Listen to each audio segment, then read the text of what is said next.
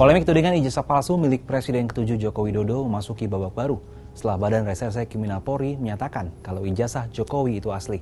Polisi pun menghentikan gugatan yang dilayangkan kepada Jokowi karena dianggap tidak memenuhi unsur pidana.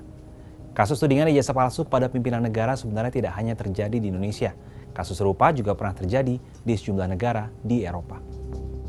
Mantan Menteri Pertahanan Jerman 2009 hingga 2011, Karl Theodor zu Guttenberg merupakan salah satu pejabat tinggi di Jerman yang pernah tersandung skandal di dunia akademik.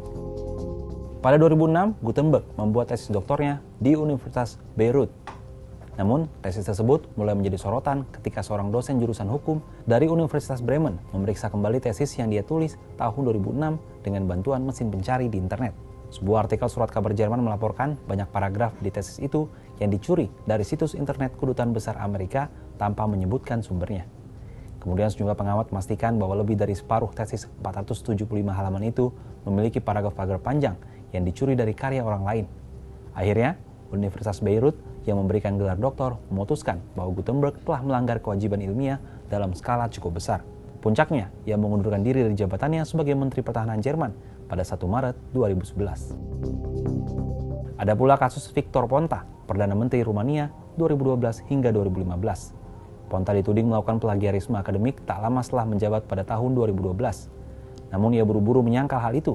Akhirnya Ponta mundur dari jabatannya pada tahun 2015 setelah menghadapi sejumlah skandal, termasuk diadili atas kasus penghindaran pajak. Tapi ia masih berusaha mempertahankan integritas akademiknya.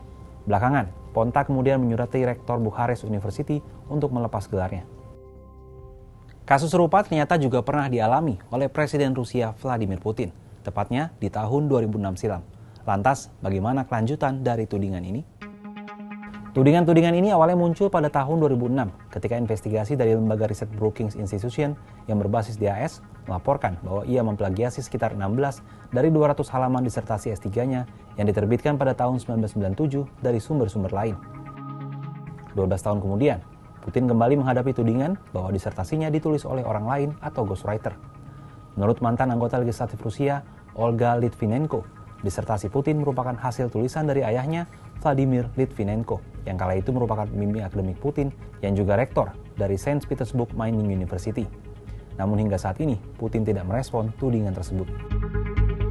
Kasus plagiat dan tudingan ijazah palsu sebenarnya bukanlah hal baru di ranah politik. Kasus ini bahkan tidak hanya terjadi di Indonesia, tapi juga di penjuru dunia. Tak heran jika ada skandal ataupun isu terkait hal ini, publik ikut dihebohkan karena berkaitan dengan integritas dari pejabat publik tersebut. Kalau menurut sahabat Kompas, apa tanggapannya terkait isu ijazah palsu Presiden ke-7 Joko Widodo?